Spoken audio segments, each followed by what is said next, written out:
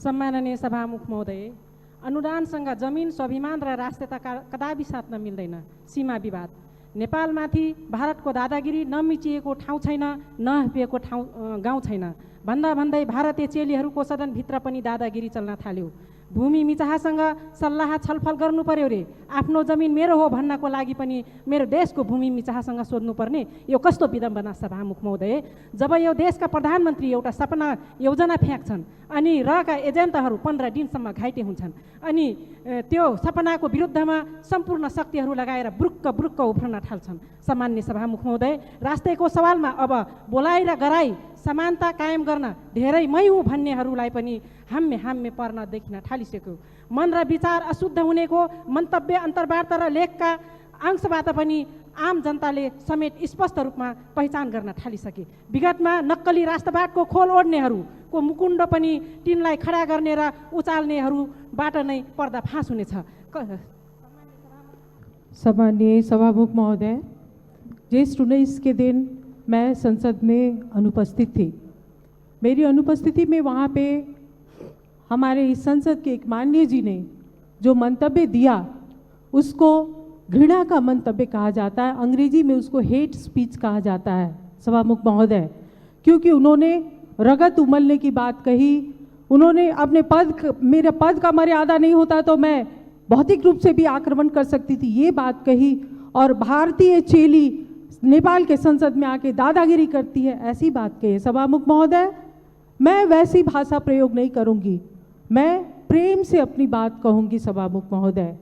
और मैं बहुत प्रेम और सद्भाव और आग्रह के साथ ये कहना चाहती हूँ कि इस मंतव्य को रिकॉर्ड किया जाए और नेपाल के कानून के अनुसार यह हेट स्पीच कानूनी कार्रवाई के लिए पर्याप्त होता है। और मैं सरकार का ध्यान आकर्षण कराती हूँ, गृह मंत्रालय का ध्यान आकर्षण कराती हूँ कि इसको रिकॉर्ड में लेके और कानूनी प्रक्रिया को आगे बढ़ाया जाए।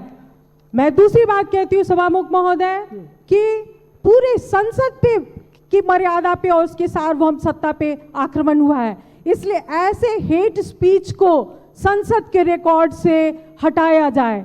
जब तक ये संसद का रिकॉर्ड पे बना रहेगा, इस देश में विभाजन की दरार वहीं से शुरू होगी। क्योंकि यहाँ पर अगर ये संसद के सार्वभौम सत्ता पे, संसद में ही जासूस कहने की बात की जाती है, संसद में दादागिरी चलाने की बात की जाती है, सभामुख महोदय, ये सिर्फ किसी माननीय पे नहीं, ये पूरे संसद पे आक्रमण है। सभामुख महोदय, मैं क्षमा चाहती हूँ कि हमारे माननीय जी भी संसद का वक्तव्य पढ़ के अपना वक्तव्य देती हैं या मीडिया में जो प्रायोजित ढंग से वक्तव्य आता है उसको कहती हैं। मैंने कहा है भारत और चीन दोनों देश के साथ संवाद करके बात आगे बढ़ाई जाए। और थोड़ी देर के बाद मीडिया ने भारतलाई नसोधिकन नक्शा बनाउने ये कहा कि प्रायोजित किया।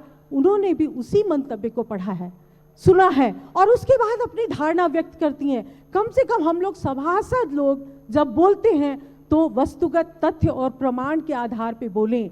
जब बाहर के जनता की हल्ला होती है, उसी के हल्ला में हम लोग जाएंगे तो हम लोग देश का नेतृत्व कैसे करेंगे। 19 गते के पार्लियामेंट के बैठक में जिस तरह हमारे माननीय गंगा चौधरी जी ने जो शब्द का प्रयोग किया है, उससे हमारी पार्टी का ध्यान आकर्षण हुआ है। मैं स्पष्ट ढंग से कहना चाहती हूं कि माननीय गंगा चौधरी जी को माफी मांगना होगा। माननीय सदस्य अहिले बस्नुस्। माननीय सभामुख महोदय,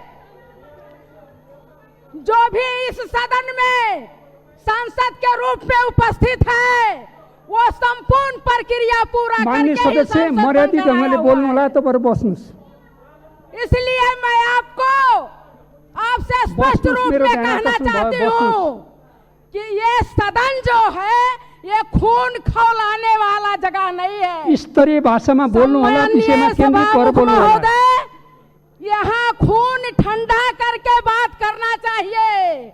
और अगर किसी का खून बहुत ज्यादा गर्म होता है तो बागमती में जाकर छलांग लगाना चाहिए सभामुख महोदय। यहाँ किसी का अपमान करने का जगह नहीं है।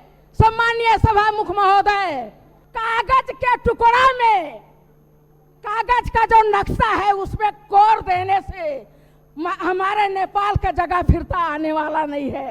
आप कर लीजिए नैनीताल, आप कर लीजिए हरिद्वार, आप कर लीजिए खटमाय और पिथौरागढ़, जहाँ भी कर लीजिए, उससे हमें नहीं मिलने वाला है। और भारत के लोग भी अपने नक्शा में काठमांडू और पोखरा अपने नक्शा में कोर लें, उससे भारत को भी नहीं मिलने वाला है।